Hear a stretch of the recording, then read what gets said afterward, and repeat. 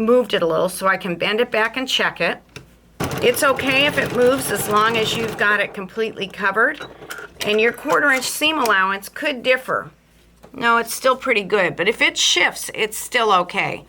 So let's press this open, and we're ready then to add this side. The great thing about working with the watercolor fabric is you don't have a right or a wrong side. So if you happen to cut something out and there's a left and a right, just turn it over. But first, I want to press here, fold that, and I want to trim that so it's easier to line up.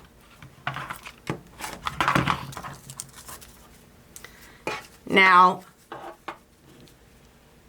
let's just say I had this backwards and I was lining it up, and that's the way it goes. And see, this doesn't have fabric under it. So let's flip it around, line it up, and that's pretty tight right there. But it's covered, so it works. I could shift it a little this way so it's more centered on that fabric. Hold my finger there, bring it to my machine. I think I moved it a little. This here is called a stiletto, and it happens to be a porcupine quill. But when you're sewing, sometimes you don't want your finger underneath the presser foot or near the needle, so you can use something like this to kind of hold it.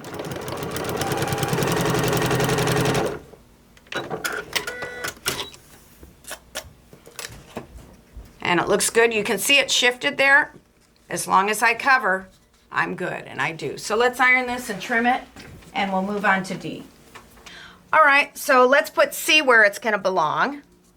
And then D I've already done for you. It's exactly the same with a different dimension. So let's see what our bottle's gonna look like. There we go. Now let's assemble and sew those all together. All right, we're gonna start up here. It doesn't matter what order you sew them in, just make sure that you sew them to the right portion. And so you wanna make sure, if you leave the paper on, it's easy to do, but sometimes I'll take a fat pin and I'll go through the 1/4 inch corner there, and hopefully the 1/4 inch corner in the back. And I'll do the other side, lining it up. And see, I'm not quite on, so I can adjust that so that I get it lined up. There we go. I like that now, but I can't leave those in and sew, so I use glass-headed pins. Glass-headed pins don't melt with the iron, and they have a very thin shaft, and so you can actually sew over them slowly and not break a needle. So I hold that so it doesn't move this way or that way and shift. And then I go on one side of the pin and out the other, and I remove the fat pin. So now I'm ready to sew. I'm gonna sew right down. I'm gonna start here, and I'm gonna sew straight down there. So let's do that.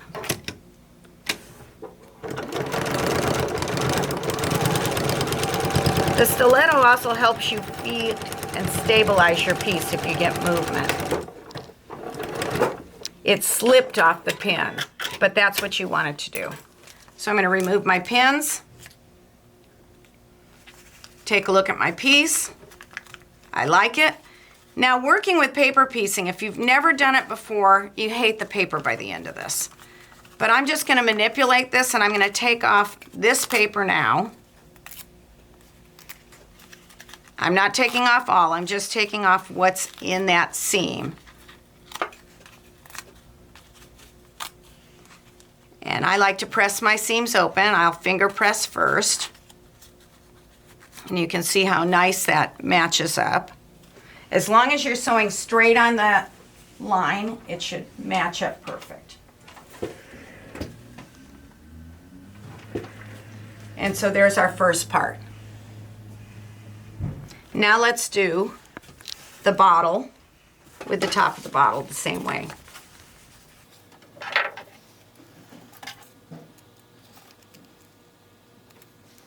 I have a little bit of best press, so I'll use that. And then I'm going to iron it. Last step when you have your whole banner done or your wall hanging done is to remove the paper. So I've removed it in a few places, and I've started over here, so let me show you this. Basically, you're just going to tear it out. wiggle, tear, whatever it takes. And it's a good thing we're using small stitches, because if you were using regular size stitches, you might be pulling that out. So you're just going to continue until it looks like all the others. Keep a trash can nearby because you're going to have paper everywhere. The thinner the paper you print it on, the easier it is. So I think you get the idea. Now you got to figure out how you're going to finish it. I put batting and I put backing and I bind it. But one other thing I do for table runners, sometimes I put another layer in between. I put batting and then I put something that's called Insulbright, and they use it for oven mitts, for hot pads. And so when I put it on my long arm, I'll have one layer, and it doesn't matter if it's above the batting or below, and then I'll put batting, and then I'll quilt through this. And the reason I do that is when it's on my table going down the center, it's one big hot pad, so I can actually serve my hot food and not ruin my table. So have fun making this quilt. I had fun. Send us your pictures, post some comments, ask us some questions, and we'll get back to you. And let's talk about what I'm doing on our next Hooked on Hoffman video. So you may have noticed all these ugly boxes over here, and you're wondering what they are. Well, they're the Hoffman Challenge, and I get to open them up. So on our next video, I'm going to share with you some of what's inside. But let's take a look at one right here.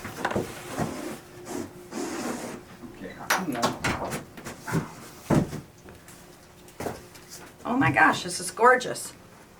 So I'm not sure whose this is, but everybody's put a label on them. And it looks like it's from Robin Deo.